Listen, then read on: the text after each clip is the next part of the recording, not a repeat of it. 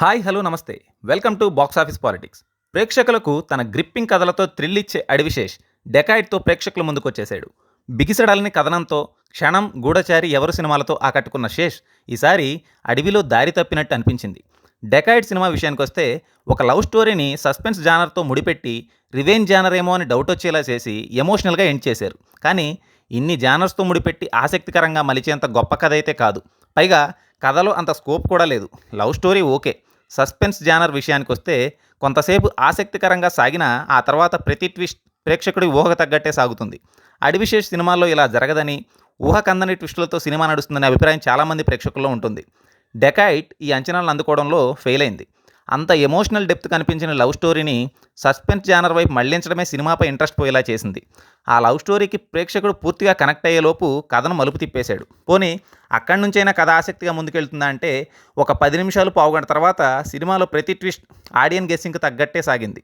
Mrunal Sesh on screen పేరు బాగుంది కానీ కథలో ముందుకెళ్తున్న కొద్దీ ఇంకెంతసేపు ఇదే లూప్లో ఉంటారా బాబు అనిపించింది. సినిమా కోర్ పాయింట్ వైపు వెళ్ళడం మొదలయ్యాక వచ్చే ప్రతి సన్నివేశం హీరో హీరోయిన్ మధ్య ఎమోషన్ కిల్ చేసింది. పోనీ రివెంజ్ పాయింట్ ఫుల్ఫిల్ అయిందా అంటే అదీ లేదు.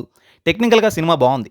ప్రొడక్షన్ హౌస్ అన్నపూర్ణ స్టూడియోస్ కాబట్టి టెక్నికల్ ఆస్పెక్ట్స్ విషయంలో వంక పెట్టడానికి అవకాశం లేకుండా డెకాయిడ్ సినిమా చాలా గ్రాండ్గా అనిపించింది. కంటెంట్ గ్రిప్పింగ్గా లేకపోవడం ఈ సినిమాకు బిగ్గెస్ట్ డ్రాబ్యాక్. అడివిశేష్ గత సినిమాలపై అంచనాలు పెట్టుకొని ఈ సినిమాకు వెళ్తే మాత్రం నిరాశ తప్పదు.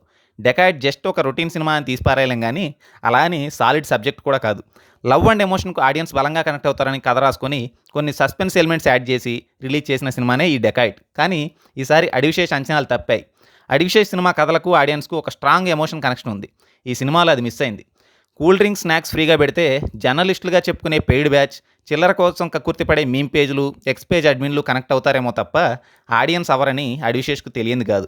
కంటెంట్ను నమ్ముకుని సినిమాలు తీసే అడివిశేష్కు కూడా ఈ పెయిడ్ ప్రమోషన్స్ తప్పని రోజు ఒకటి వస్తుందని కల్లో కూడా అనుకోలేదు. ఎలాంటి అంచనాలు అడివిశేష్ గత సినిమాలు మైండ్లో పెట్టుకోకుండా వెళ్తే ఈ డెకాయిడ్ సినిమా కొందరికైనా నచ్చొచ్చేమో. స్క్రీన్ ప్లే ఎంగేజింగ్గా ఉంటుందని అడివిశేష్ సినిమాలపై ఒక మంచి అభిప్రాయం ఉంది. డెకాయిడ్ సినిమాలో అదే లోపించింది. ఒక కమర్షియల్ సినిమా హిట్ అవ్వడం అనేది హీరో స్టార్డమ్, బ్యాక్గ్రౌండ్ మ్యూజిక్, పాటలు, యాక్షన్ సన్నివేశాలు, పవర్ఫుల్ పంచ్ డైలాగ్స్ ఇలా చాలా అంశాలపై ఆధారపడి ఉంటుంది. ఇవన్నీ ప్రాపర్గా కుదిరితే కంటెంట్ రొటీన్గా ఉన్న తెలుగు ప్రేక్షకులు హిట్ చేసేస్తారు.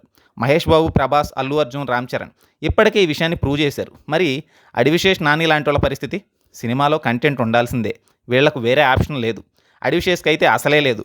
ఎందుకంటే ప్రేక్షకులమైన మాకు అడివిశేష్ అలానే తెలుసు. క్షణం, గూఢచారి, ఎవరు సినిమాలు మాకు అంతగా ఎక్కేశాయి. అందుకే ఈ డెకాయిడ్లో కూడా అదే ఆశించాం. అడివిశేష్ సినిమాల నుంచి అదే ఆశిస్తాం కూడా. అడివిశేష్ సినిమాలు is equal to interesting content with engaging screen play. ఇదే మేము చూసింది.